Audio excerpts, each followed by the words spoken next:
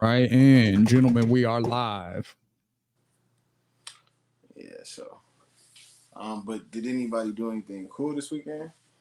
I mean, this last Um, week. I guess it's been about a week since we talked. what I've been up to? You know what? I'm gonna say this. My brother got a job. He got a new job. Okay, that's He dope. just got hired yesterday. You know what I'm saying? So shout out to employment. You feel me? I ain't gonna disclose where he works because I don't disclose where I work. So you know what I mean. But shout out to him for getting the new job. He starts soon. You know what I mean? Got the news today. So that's the Okay. highlight of my week. That's the highlight of my month. Nah, shout You out. feel me? Nah, I feel that. Shout out to Shout out bro to for Eric like G. Watch bar exam. You know what I'm saying? flying over here in dad mode. He like, he don't have no energy. We gotta wake up. We gotta get up. That's why what she be having you do all day, man. School started. You know what I'm saying? Why you tired? She got 8 hours. No, it just be yeah, like she has a lot of activities when she get out of school. Okay. Um, that's really it. She just does a lot. So What she by the do? She play time we sports or she acts, she sing. What she do? just ice skating, gymnastics, dance, ballet, um, shit, what's the man about two or three other things, man. She does a lot, but it's I mean, obviously she's sick, so we sign her up for it. It just with her schedule and then my schedule sometimes when I'm not able to relax, it just be tiring, bro. That's all. Like be a lot going on. Well, But yeah, man. We gotta make some noise for good men being dads. That's not no shit. That's Oh like yeah. to be slept on. Like you have a right to be a little tired. You and I are being a good oh dad. no, definitely. At the same time,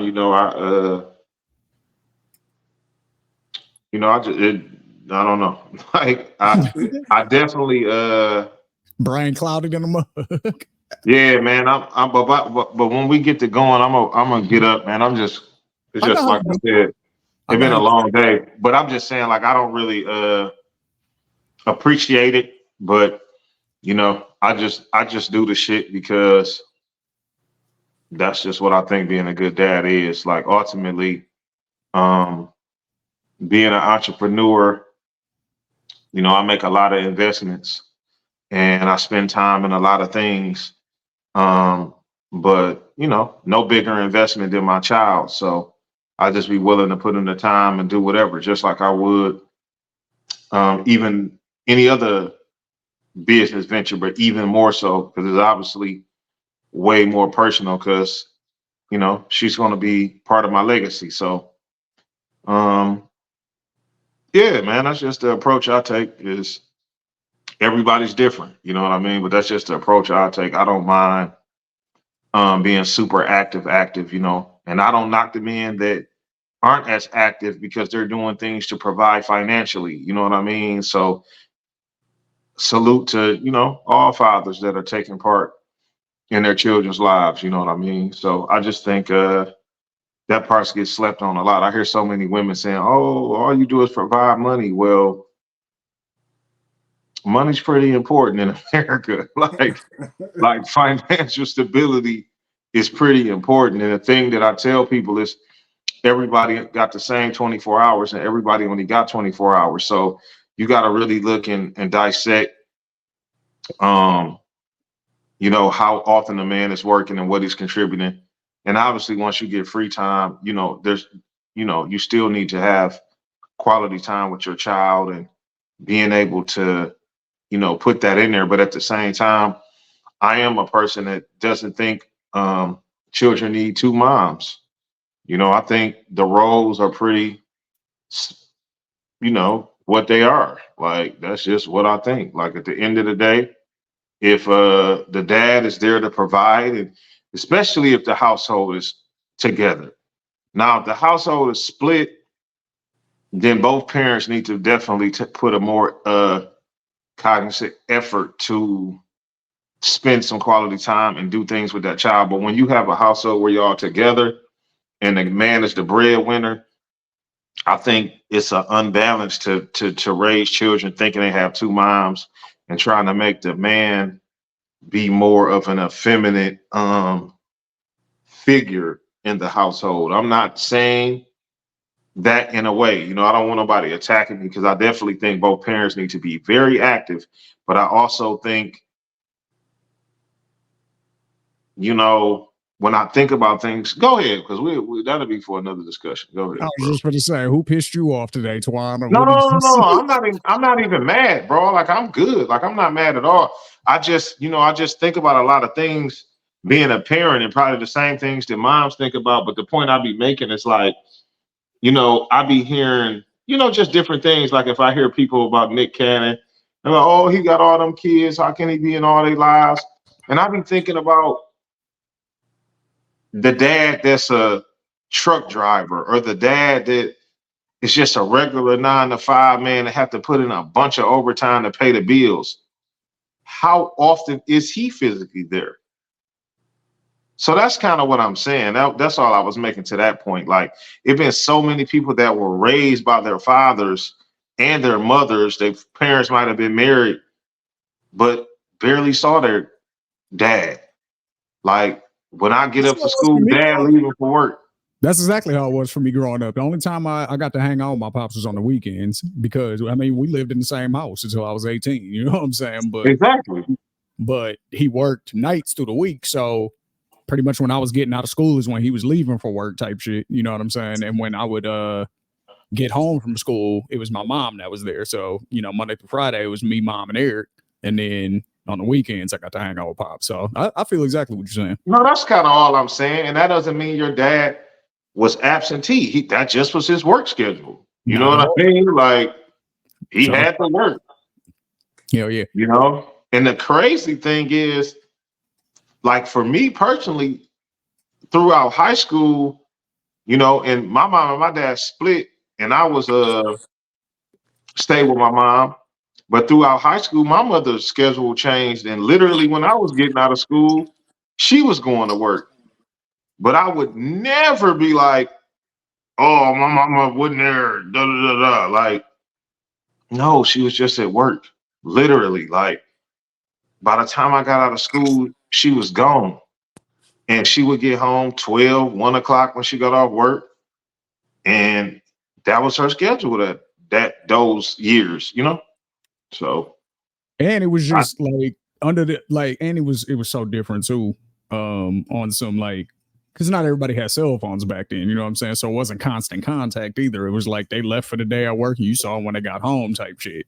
You go 8 hours that's without talking sometimes. Like that's unheard of that's in the today's thing that I'm saying. And I also think it made our generation maybe a little more independent to where, younger kids, I'm starting to see a dependency because they're constantly in contact with their parents and FaceTiming and texting and like they it's like a dependency. Like they don't never be like, like it was shit going on when my mother wasn't at home that I had to figure out. Like I couldn't call her job right. and like they're like, oh fuck, I gotta figure this out.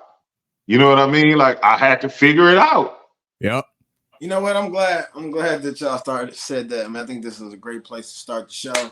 I want to thank everybody out there for tuning in to another episode of OTI, Open to Interpretation, right here on the Ethos Media Network. I got the homie Twan with me, got the homie Shane G. Everybody's here. Everybody had a good weekend. Everybody cool. We talked, we've been talking for a minute. Everybody's good. Everybody say they good. Y'all energy is a little down. Everybody's somber, but we're gonna see what we can do to bring this energy up a little bit for y'all watching, especially for y'all listening out there, wherever you may download our audio podcast of the show. Thank you for all your support. Before we get started, make sure you like, share, subscribe, drop a comment. If you hear something that, strikes you, or just, something you want to share, how you feel about some of the things that you're hearing. Today, now that we got that out the way, where we were just talking about with moms, dads, kind of brings me want to focus on Deion Sanders, Shador, Colorado. Just had a huge rivalry game against Colorado State. And Travis Hunter, one of the players, took a cheap shot after the play. Want to kind of throw it to the guys to see if you guys had a chance to see this, heard anything about it. Wanted to. I heard about it. I didn't see it yet though. I mean, I saw it. Yeah, I'm pretty sure you're aware. So I guess my thing is, and I'm starting to show here because it's like Dion is really close to this kid. You know, he calls this kid a son. You know what I mean? And obviously Shedeur is, and Shiloh is there as well. My question, I guess, that I want to kind of pose to the table is like, how do you handle, or where's the line on how you respond as a parent, a coach, or whenever you're wearing two different hats in a situation? I mean, obviously, you know, Dion is really close to this kid personally, but also where do you draw the line when it's personal and another hat? Either business, in this case, it was professional with him having to be a coach. But also, you know, Shedeur, also the comments that were made about him as well. You know, there was a lot of comments that I want to say his coach, Norvell, Jay Norvell, if I'm not mistaken, is the Colorado State's coach. He made some statements as well about the whole take your hat off or whatever and take your glasses off when you speak to somebody, that whole thing, if I'm paraphrasing. But how do we feel about like drawing that line? Because Shedeur held the line. Like I know the coaches had a conversation after the game momentarily, but Shedeur, as a younger person, kind of held the line on that situation. So I'm gonna throw it to y'all. Like, how do y'all feel about one? Where is the line on being a professional and a parent? And is a child wrong for interjecting themselves into two adult situation? Well, for me personally, when it comes to like parenting a kid, like either an employment situation or something like a sports situation where your father or mother is the head coach of a team, I think you know, in between those lines, in between that, inside that building, you know, you have to be CEO employee, you have to be coach player. And, you know, the moment that you get off that field or the game is over, you can go back to being mom, son or daughter, or dad, son or daughter. But within that structure, whether it's a building of employment or athletic field or court, it has to still have those boundaries, because then it's going to create bias, which can cause mutiny on a team. Like your kid has to be treated the same. And then to be honest, most parent coach situations I've seen, the kid is actually treated tougher than all the other kids. Like the parent goes out their way to let the other kids know that their kid's not getting preferential treatment from the things that I've experienced. As far as Shedeur interjecting, I mean, Shedeur is 21, he's grown. So it's kind of like, I don't necessarily see that one like a kid type of thing. I'm not saying that he's a baby, but I'm saying like these were two. I mean, I'm gonna tell you this. On a peer-to-peer coach. Exactly. To coach. Now, if you want to say that these were two head coaches talking and a player interjected. I mean, but he didn't interject as a player. He interjected as he was selling smoke to my pops. And I'm not even knocking him. I'm just asking the question. He didn't say he was the. I'm gonna tell you why. He was not there for his quarterback. Leave my quarterback alone. He was not there for his quarterback, bro. I'm gonna tell you why though, and I'm gonna tell you why I felt like Shedeur had all the reason to in this particular instance. The comments Jay Norvell said had nothing to do with on the field. It had nothing to do with being a coach. It was a personal shot. Like I'm explaining my reasoning. He took a personal shot at Deion Sanders, who happens to be Shedeur Sanders' dad. So once you did that, now you're talking shit about my dad, talking about how he was raised and so on and so forth. So that's why once Coach Norvell said that, it took it out the realm of sports. If Coach Norvell would have been like, man, I just think Deion Sanders is a shitty coach, then Shedeur wouldn't have had a leg to stand on to make it personal. You talking about glasses and a hat and some very subjective. Was raised. Yeah, exactly. And then the truth of the matter is, that's shots at grandma now. But let's keep it real though. It's even deeper than that because you don't know actually and factually what Deion Sanders' parents told him he should do. But Deion Sanders is a grown ass man making his own decisions. He might be like, "Yeah, mom, you told me to always take my glass. I'm gonna do what I want to do." Because at the end of the day, what Deion Sanders has been great at since he was 17 is marketing himself. See, this is the thing, Coach Norvell. You're wearing glasses because you can't see or you might have bad eyesight or whatever. Deion Sanders made $1.2 million off those glasses. He's always been a marketing genius. That's just who he's been since he was 17. Like, I don't understand it. I do understand it, but that's a whole different thing for another day. You know, it's like, I mean, Deion Sanders said it himself.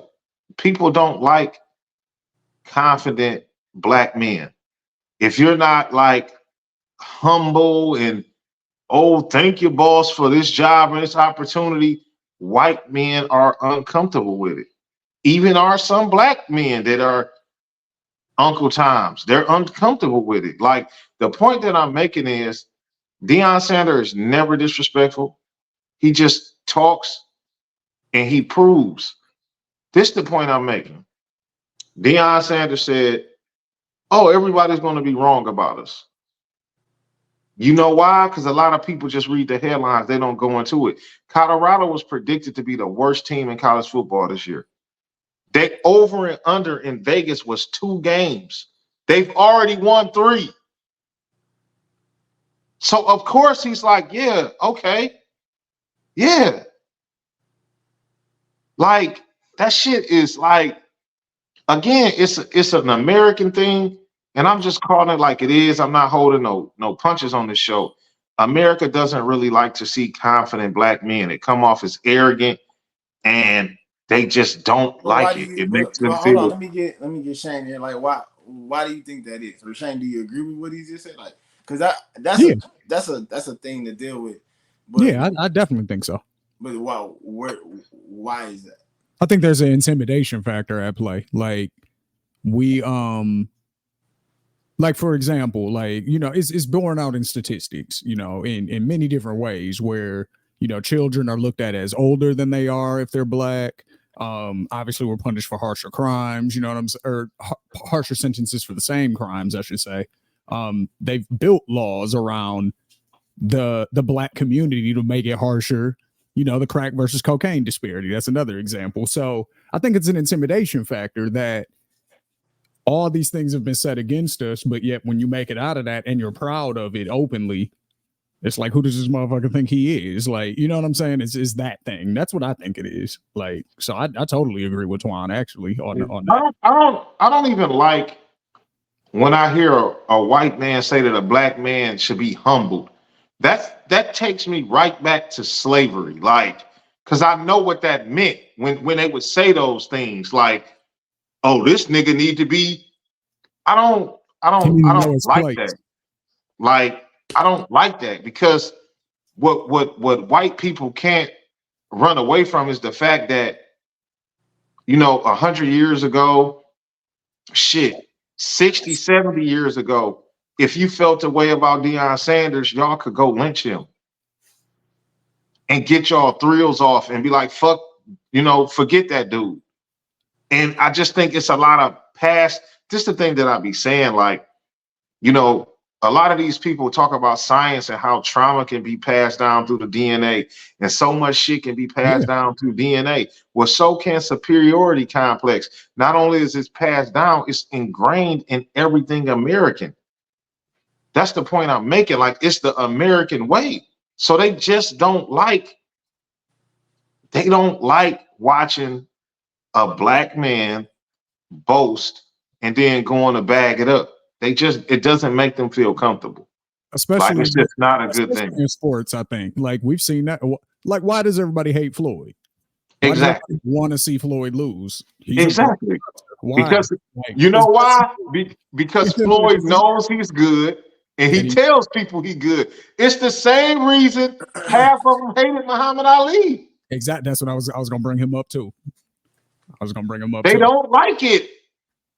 They don't like it. It's like, okay. Because I think it goes into, especially when it comes to sports, I think it kind of touches on their insecurities because the narrative is black people or melanated people are more athletic. Like, but guess what? I hate to say it, the universe balances everything out. Hey, when you take the biggest slave girl and you make her have sex with the biggest slave guy, what do you think that DNA and them genes are going to do? Create Shaq. I was Exactly. That's that's the crazy shit. That's exactly what was in my head, yo. So like, I was like, yeah, that sounds like Shaq. But I was thinking that was probably gonna be like inappropriate for me to say, but it's really like, I'm glad he said it and not me. But no, it's factual. It's literally selective breeding. no, It ain't even it's selective breeding. Look, man, we're all gonna stand behind Shane and let Shane take the bullets on this one. So it's I cool. mean, then I'll stand there and take them. You know what I'm saying? I stand on that one. That's generations of that. Because I don't know how big Shaq's parents are, but that's how you get a Shaq is by. Well, I tell you this, I know his mother or his grandmother is like 6'6". There you see. So it's like and I'm not even being an asshole. That's just literally selective. That's selective breeding. Yeah. That's the outcome of having slaves, super slaves, trying to create super horses. Like, oh, this slave could pick 30 bales of cotton. And look at this slave girl, she could pick 40. And this black man can pick 80. Shit, that kid probably could pick 100. Hey, that's kind of happened.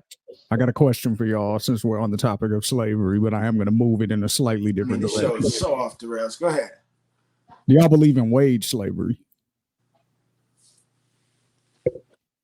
You gotta go a little deeper. What you mean? What's the definition of that? Here, let me look. Hold on. Yeah, man, because I want to know. You on mute, bro. A wage slave, the definition in the Oxford Dictionary is a person wholly dependent on income from employment, typically employment of an arduous or menial nature. Oh, so we're talking about being enslaved by having to work and being a slave to your job, basically. Yes. I'm about to say, ain't that everybody? Yeah. Is it? I'm really trying to, like, that's not everyone. Like, do you feel like a slave to what you do? Absolutely, because I'm gonna tell you why. Okay. Because this is human nature.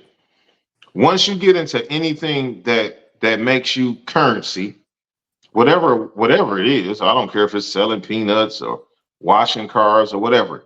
Typically, what goes on is you start creating a life based around that currency you make. And once you set those standards and you have those bills, yeah, I think you're a slave to that now. Like, because the moment you quit working, how are you going to pay your bills? If you don't have the new bills, an exorbitant amount of money saved. Yeah, we're talking about the new bills, not the original bills before the money came in. We're talking about the new ones. Exactly. Like, once you set your life up based on a certain parameter, like, oh, I know I make $6,000 a month. That's what I bring home. Then you get to putting your bills at $4,000 a month or $4,500 or whatever the heck it might be. You're not in a place to quit that job, because then you're gonna lose everything, because most people don't save and they don't even have enough money. Most people don't have $10,000 in the bank. That's a statistical fact. So everybody's kind of living check to check right now. 67%. I said 67% of the country can't touch $1,000 right now. Oh, so there it is. I didn't know it was that bad. Like, yeah, it's that there bad. It is. That's so we are kind of wage slaves. That's why I bring it up all the time. Flaw, do you feel like a slave to what you do?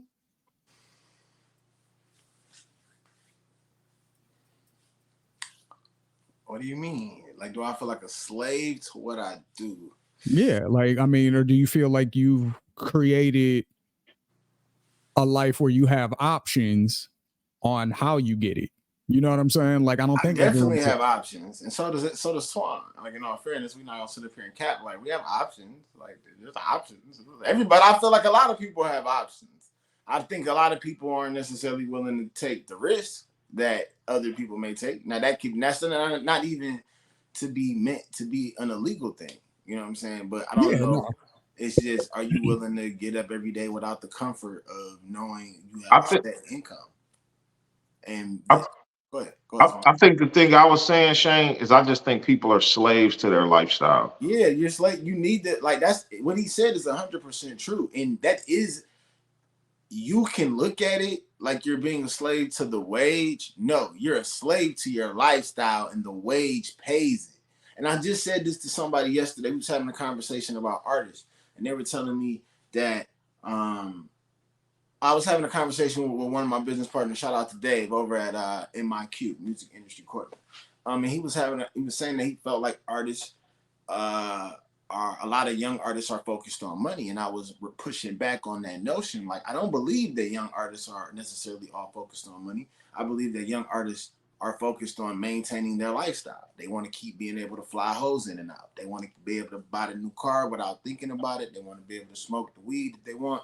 They want to be able to move the way they want to move, and the money is just the thing that allows them to do that. It's not necessarily always, I want the money to have this big pile of money in the corner stacked up to look at. It's about being able to have the Yeah. freedom that comes for it and what you I can mean, do.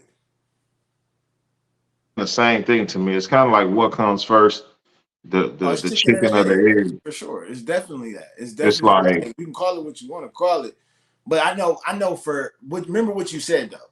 The reason I put it on lifestyle is because you're not in your office, your job, wherever you may be doing your thing, sitting there saying, you're telling yourself, yo, I need $1,500. I need to make $2,500 ASAP. But you're doing it to go pay a bill or to go pay something that's due. You're not exactly. hustling to get $2,500 because you want $2,500.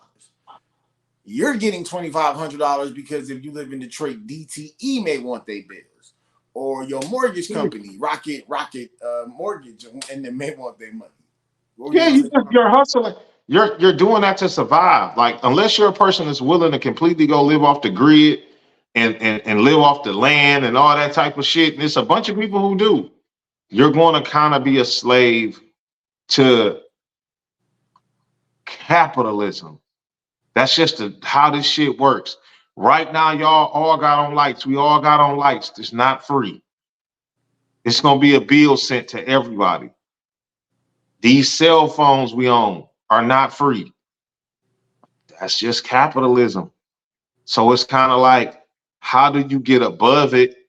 And I don't think you can even get above it. The only way is to just be a person that kind of lives off the grid. Like, oh well, I'm a like burn candles and go fishing and like live like that. Like, unless you're one of them types. Like, and some people choose to do that. And I promise they be looking a lot less stressed than Yeah, a a whole lot of lot less people. stress. Yeah, yeah, that's true. That's true I for tell sure. people all the time, and I'm not even being funny. I be like, I hear people complain so much, and I be like, well, just leave. But then what I realize is most people have bad saving habits. So they don't have no money saved to leave and go live on a remote island, some cheap island, and just, walk the beach and chill. Because most people are a slave to being consumers.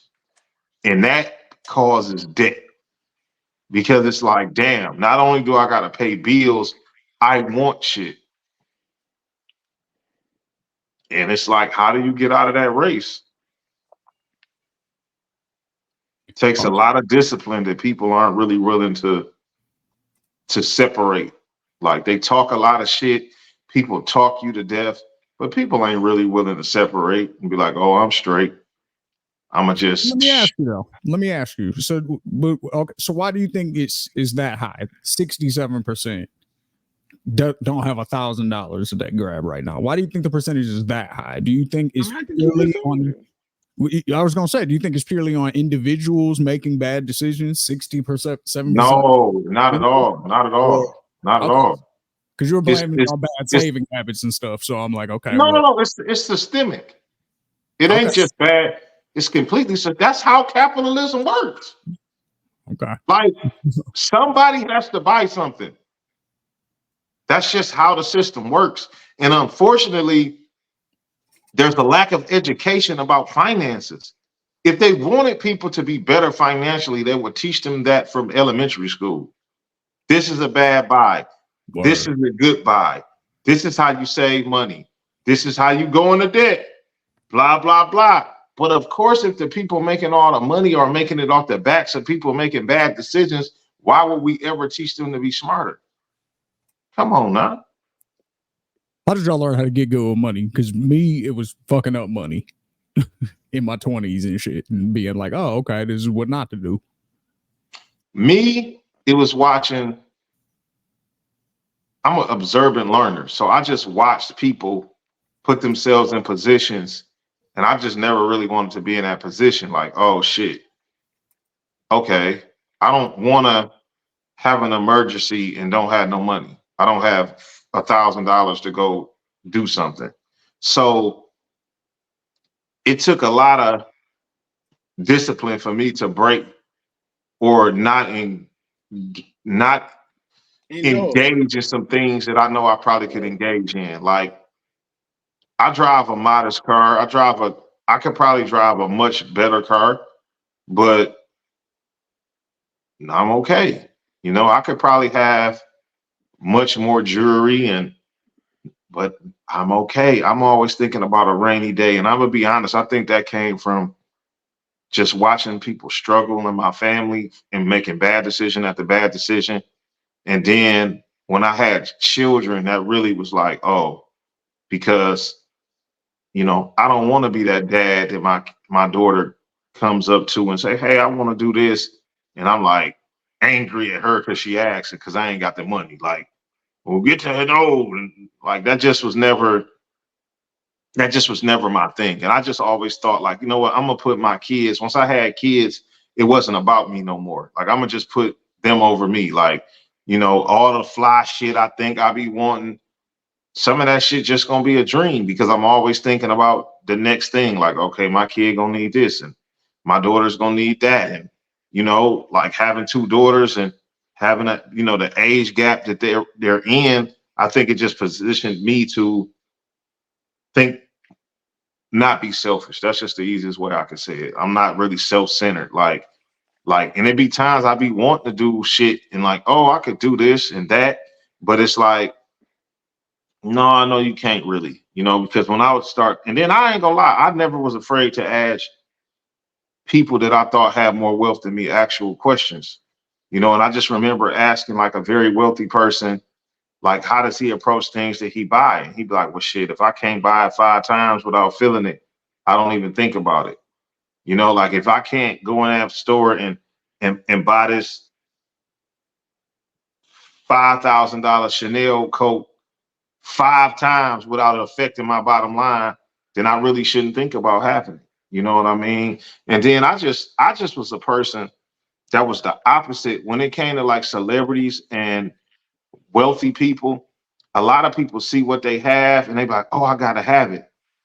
I'm the opposite. I'd be like, well, shit. If Jay-Z got this fucking $6,000 coat on, I don't have Jay-Z money. Probably shouldn't get this coat. This is not my lane. This is not my level. Like Meek Mill said, there's levels to this shit. Like I've just been very cognizant and aware and not ashamed of what level I'm on.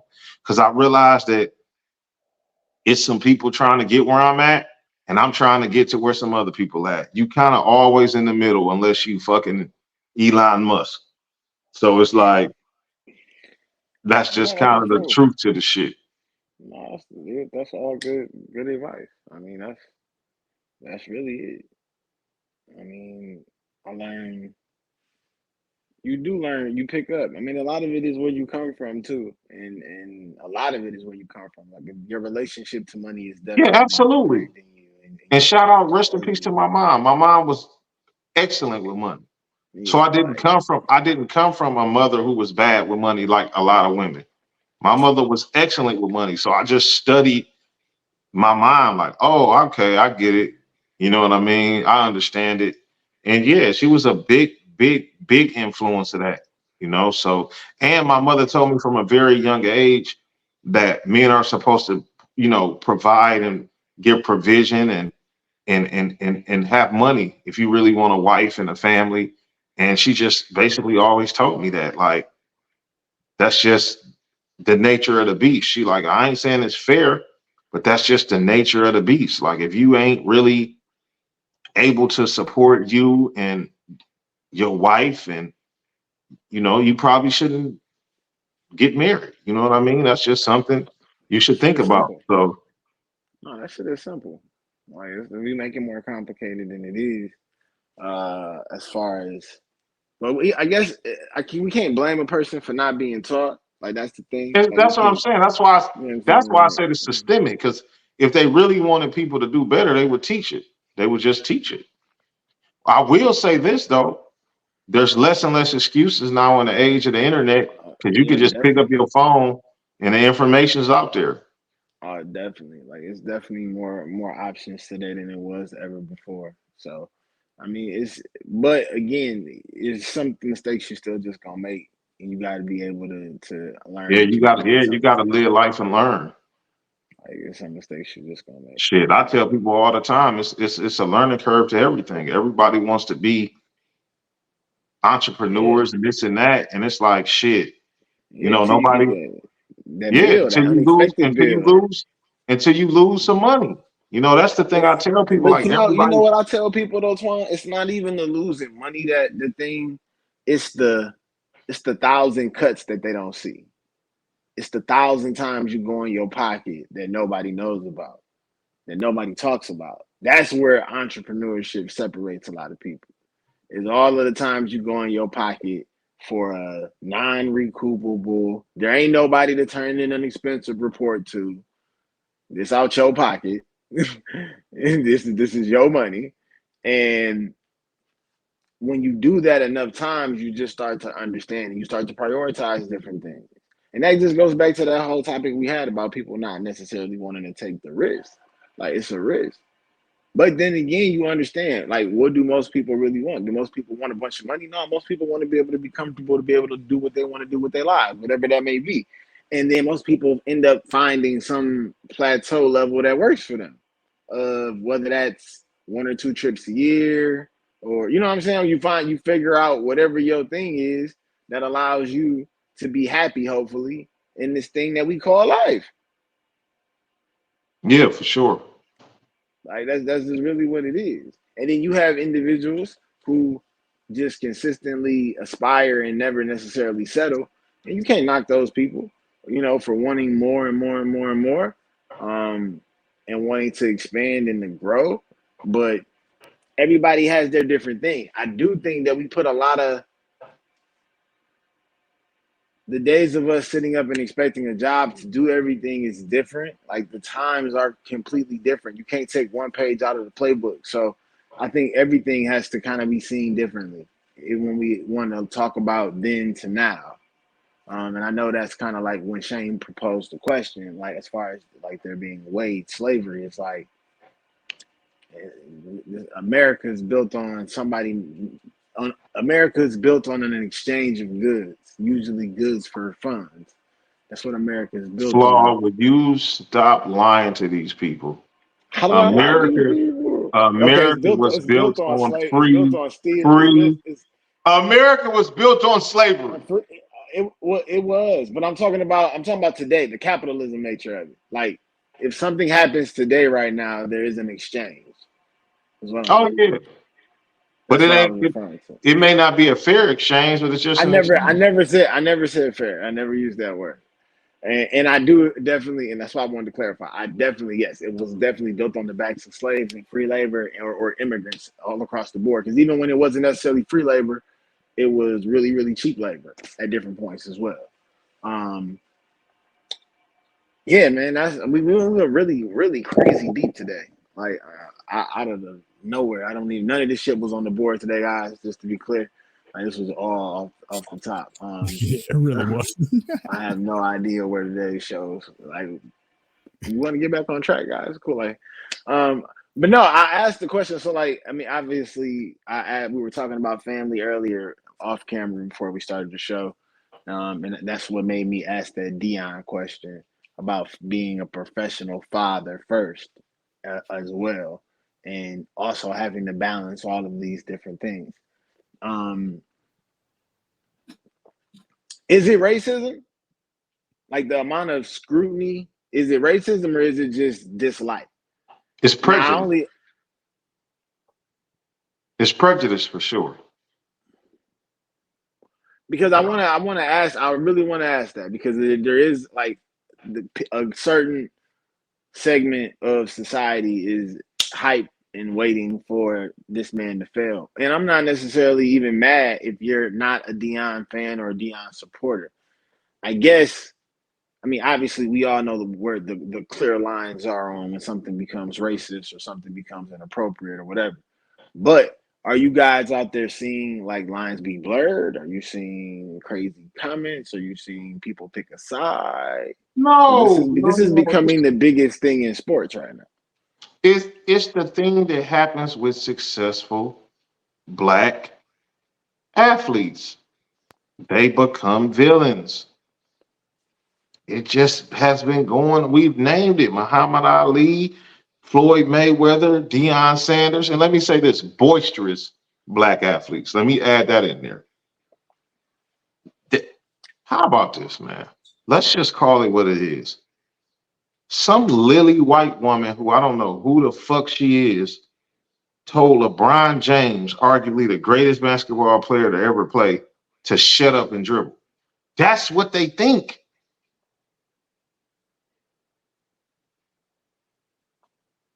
That's what they think. Yeah, I don't really have an argument for that. I mean, what I think it is more so though is like it's not even a conscious level of racism.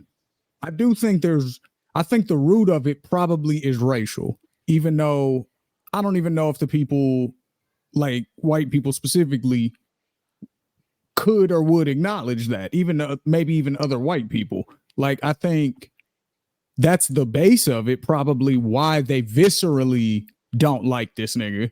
But all the reasons they would give you would just be because he's arrogant, he talks trash, he yada yada yada, and they could act like they don't like those characteristics. How about this, brother? Mm-hmm. They can pawn it off with those things and then say Tom Brady doesn't do that, yada yada doesn't do that, or whoever. Tom Brady is the biggest shit talker. Sure, I'm just go No, ask. no. What he's saying, he's talking about how. And now we're getting into delivery. We're talking about, for the most part, Tom Brady is talking shit was talking shit behind a face mask. You couldn't really see it. Was he He's talking about put all the cameras on me. Let me tell y'all about how I'm not gonna knock him down in 4. I'm gonna knock him down in 5, and we're gonna all have a good time. That's the point. It was like, damn, Muhammad said he's gonna knock him out in 5. But this is the point I'm making. My point is the point I'm making. Say that they don't like those characteristics in an athlete, period. And then that's not true. Let me say this. They can use that as an explanation, and people can kind of buy it. Like, okay, yeah, maybe not true, because I can name a bunch of examples that's not true. This is the point I'm making. One, if it's not rooted in, like them. That's what I'm saying. If it's not rooted in prejudice, then it's rooted in a superiority complex. And where did you get that superiority complex from? Slavery, the old history. It's all rooted in racism. But the point I'm making is they sit there and say, how about this? Point. I think it's subconscious. That's all I'm saying. I would love white people. I would love white people to tell me this. Y'all hate Floyd Mayweather, but y'all root for Conor McGregor, who said he stole his whole stick from Floyd Mayweather. I know a lot of white people who don't like Conor McGregor, though. I'm gonna tell you this.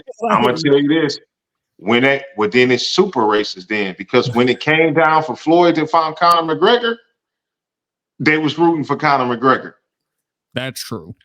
I do remember that. like they was rooting against Floyd Mayweather. And that's the thing that Floyd Mayweather said, which makes him a marketing genius. He said, the thing is, y'all hate for me is going to get me paid. And it's like, why do they hate to see a black person dominate something? It just makes them uncomfortable. Because I'm sorry, Floyd Mayweather was gifted in a way where he made opponents look bad. Same thing with Deion Sanders when he played football. He knew he was better, but this is the one thing that I hate, and I wish not just white people, I wish everybody will understand this. When you go look up the excerpts of Deion Sanders from the time he was 17 years old, when you go look up the excerpts of Floyd Mayweather from the time he was 6 years old, why do nobody ever point out the fact that every coach that ran into these two men said they were one of the hardest working people they've ever met? Every coach that coached Deion Sanders said he was one of the hardest working players on the team.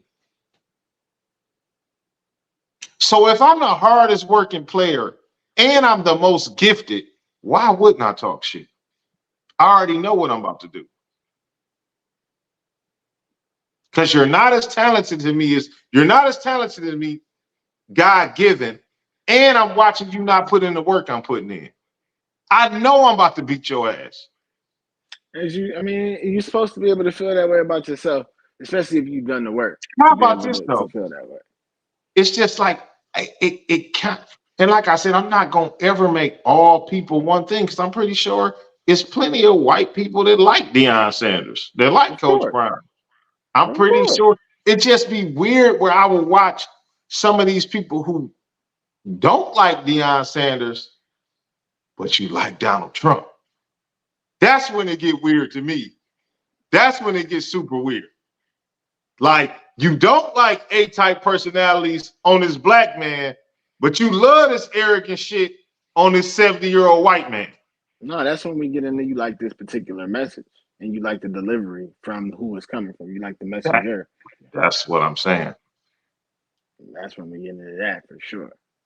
That's what I'm saying. And it's like, I literally be on sports boards and I see it all the time. Like, I just don't like Deion. I can't wait till he lose. Well, no, Colorado's not even supposed to be a good team, so they're going to lose. Because they're not even supposed to be that good. They're going to lose eventually. But he still already exceeded his projected win total.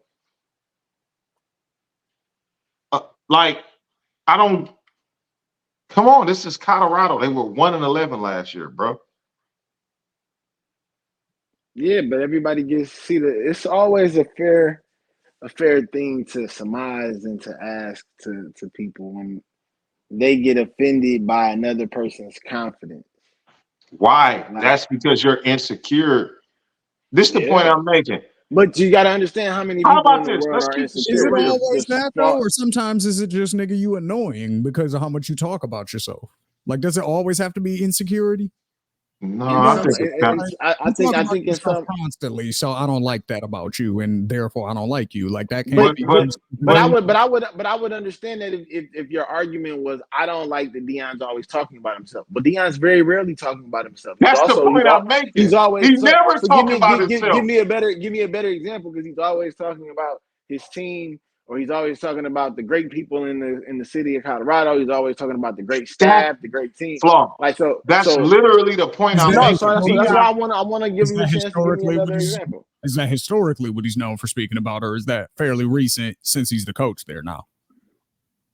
I Well, mean, Historically, is he not known for being arrogant, outspoken about how great he is, all of that kind of stuff? When he was a player. Okay, that's what I'm saying. So if that's your reputation, but that was 20 years ago. Don't matter. That's what you're known for. Whew.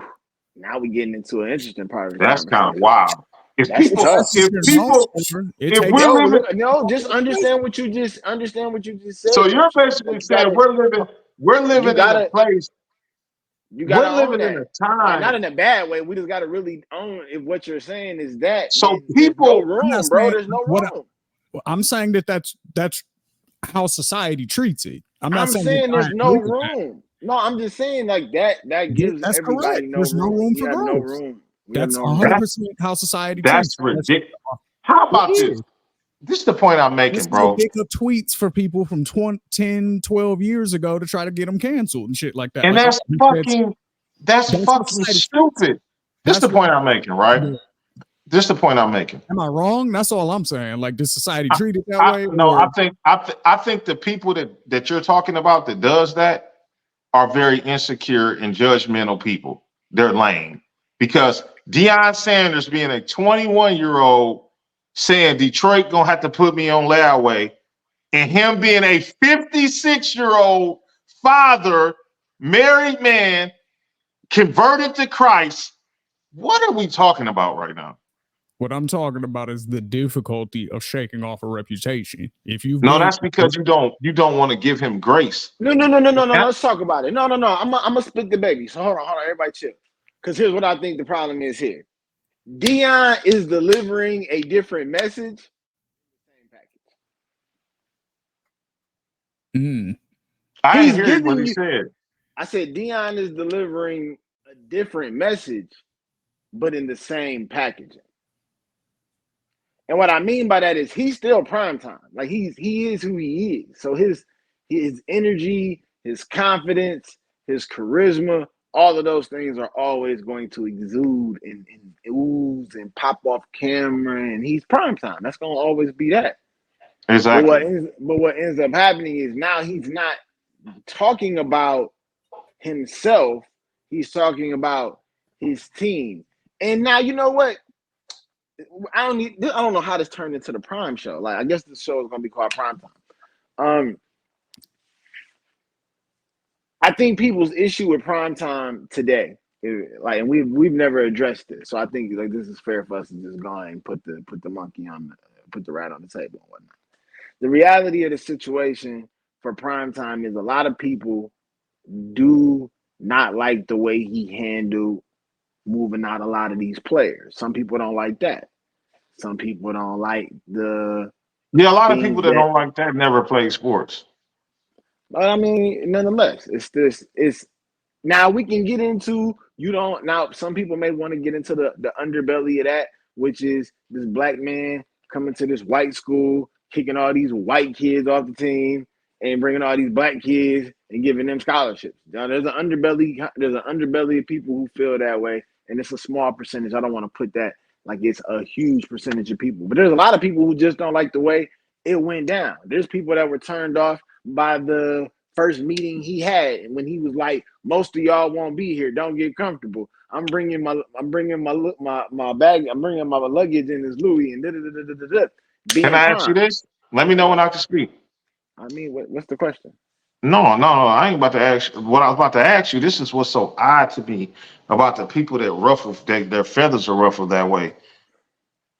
College football is a big business. It's a $1 billion business. That speech you just said, you know how many CEOs I heard walk into a room and tell an underperforming company, a lot of y'all ain't going to be here. I was 1-11. I don't disagree. I don't disagree. How about this? I'm here. Where was the sentiment?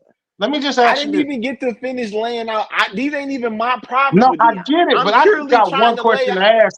You asked me 2 questions already. No, this is the point I'm making. No, not ask you, ask the people. Because I have a this really bothers me as somebody who played college football, played Division I football, because I really know where it's coming from. I've been behind the walls of the good old boy system. I know how this works. I know why they're mad. Why wasn't this outrage when he was at Jackson State? He was talking even crazier. It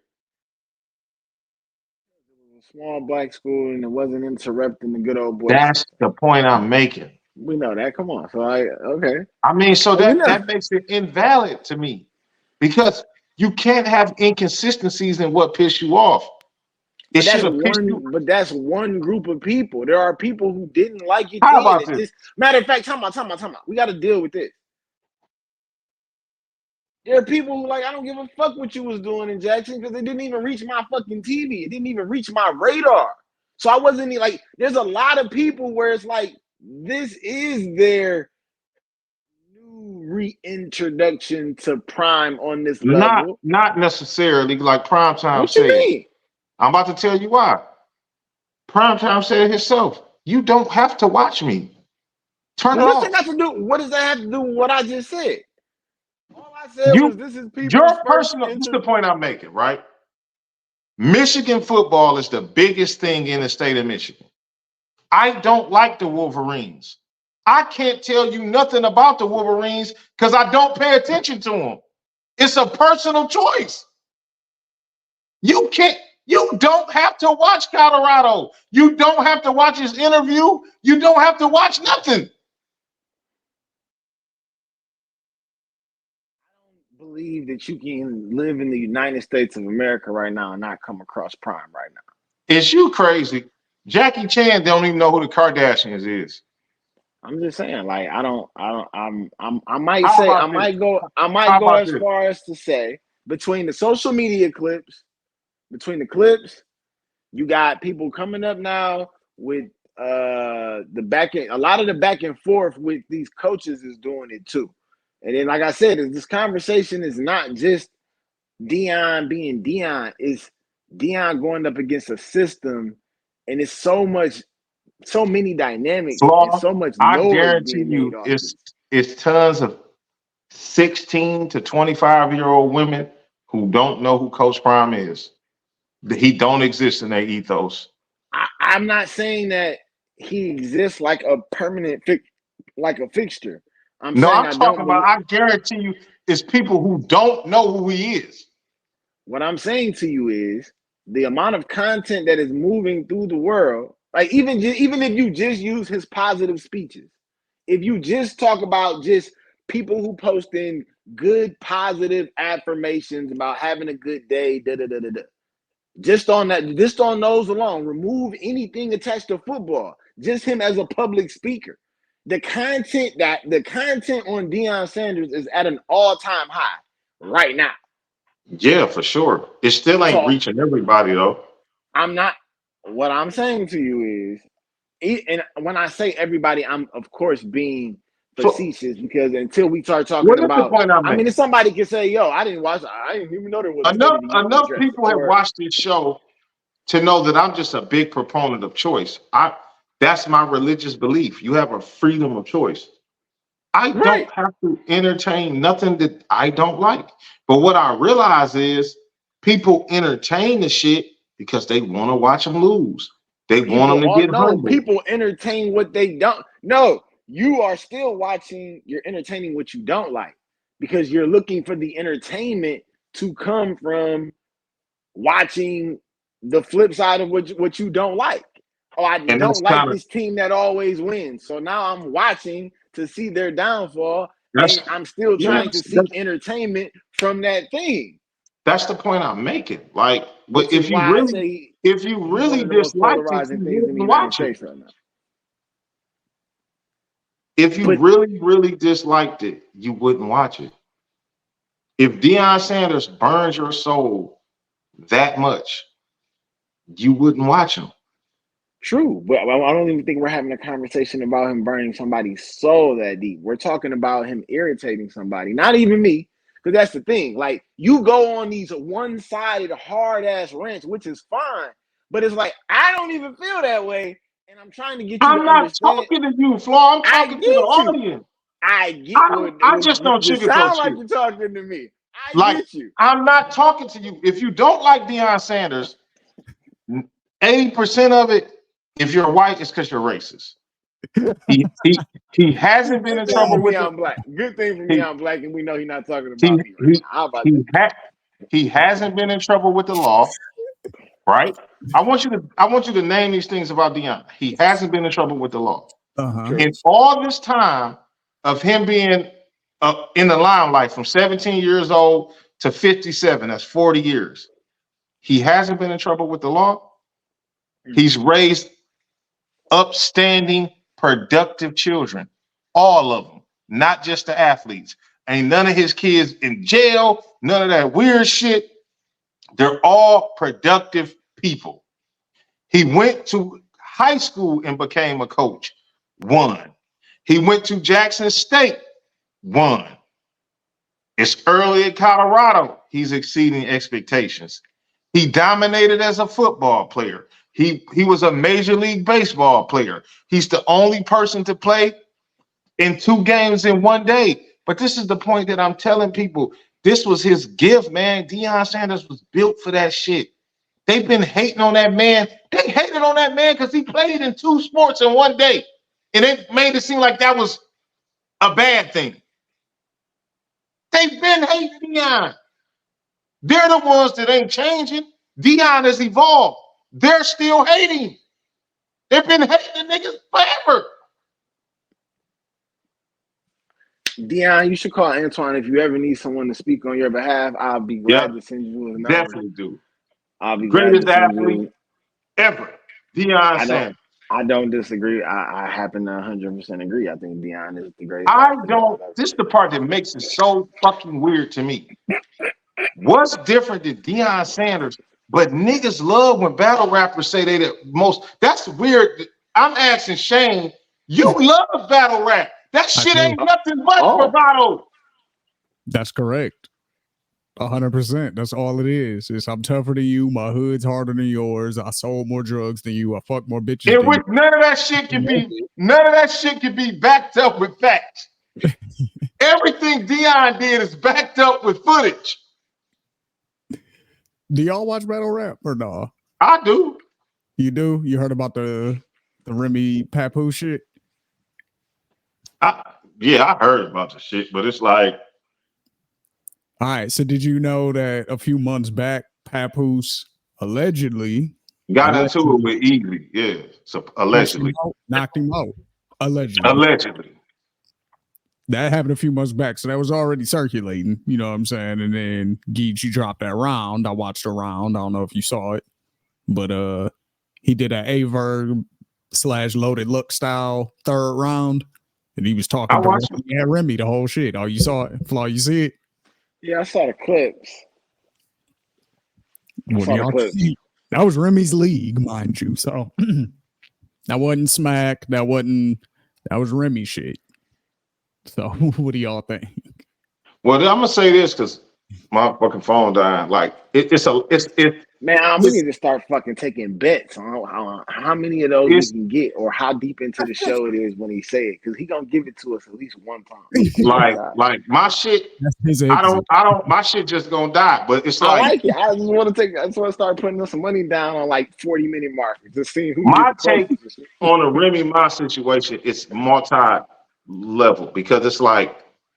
It's fucked up if it's true because they're making a fool out of Papoose and like they're making an entertaining thing and Remy Ma's making money off your pain and it's a lot of fucked up shit to it. But when it comes to battle rap rules, there's no mercy, man. Niggas talk about raping people, kids, and niggas dead mamas and dead family members. Like Remy Ma knew what Geechee was gonna be on. She knew it. So did Block Easy. That's why he had rebuttals. Like that's the nature of the beast in battle rap. That's battle rap. That's what I'm saying. Like if you that's the nature. Everybody would question Geechee if he didn't do it. They'd be like, "Oh, nigga, you went soft. Like you on some hoe shit." These are the rules of battle. Remy know the nature of the beast. Yeah, I mean that's how she, her and Lady Luck back in the day. So she come from it. So you know what I'm saying? She should know. She know the nature of the beast. They be going at Smack. They be going at whoever the host is. They always catch some strays at some point. Remy just happened to be into the middle of some juicy gossip. And then the nigga he is the nigga. And then he ain't making it no better. But obviously, battle rap shit usually doesn't go completely viral like this did. Because I seen this covered on Breakfast Club. I seen this covered on No Jumper. Well, let's get into that though. Okay? You know why that shit was covered on all that shit? Because it was Remy. No, deeper than it was Remy. It's because Remy, this is the same nigga that reportedly held you down for 6 years while you were incarcerated. And then you come and supposedly knock off Easy, the block captain. Oh my God. Do we believe just not a good look? And nothing against Easy. These people are married. True. So Easy. If Papoose did punch you out, you had it coming. You getting too cozy with a nigga's wife.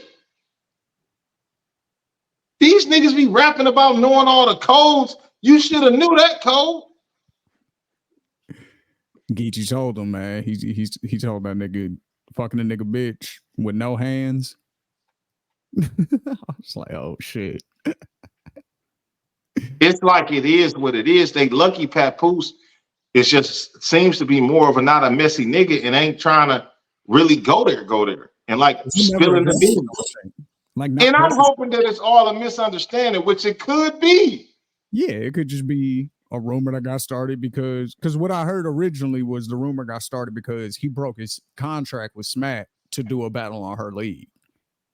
You know what I'm saying? So people were like, so I don't know. Exactly. What you think, Flaw? It was all over the news, bro. This is messy, but bro. Fellas, I enjoyed it. My shit about to die. Finish strong for me. No doubt. And people, stop hating on Coach Prime. I'm going to end on that. Because y'all hate him now? Wait till he fucking goes to Florida or Texas A&M or some school with unlimited resources. Y'all going to want to lynch the man. Because he's charismatic and kids want to play for him. Please don't do that, nobody. No, don't do it. And who better to tell the kids about NIL and marketing yourself than Coach Prime? That's a fact. I end on that note. Who better? Homie Twine, y'all. Ah, shit. Flaw, any last words? What you got up? Man, I don't even know what the fuck. It's on your agenda. You know what I'm saying? I gotta figure out I gotta figure out what happened with the fuck of this show. That's what I gotta go figure out. Like, I gotta go figure out like what the fuck happened with this show. Like, how did it go so far off the rails? Like, I have no idea what this show became. I hope you got, I don't know. I mean, I think the Remy shit was fucked up. I think it's all fun and games for rap. Well, it's all fun and games until rap gets real. Yeah, and that's where good rap lives. Good rap lives in this real rap woven together, where it's like, ooh, it's only ooh because it's true. It's not ooh if it's not true. It's not all through the news if it's not true. It's the ooh because it's like he said what with her standing there and it's true. It's that. So what you gonna say to that? Right.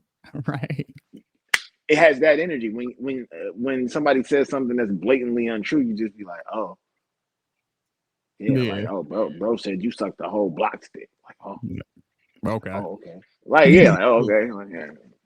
Rap shit, right? It's like, no, you suck Brandon's dick. It's like,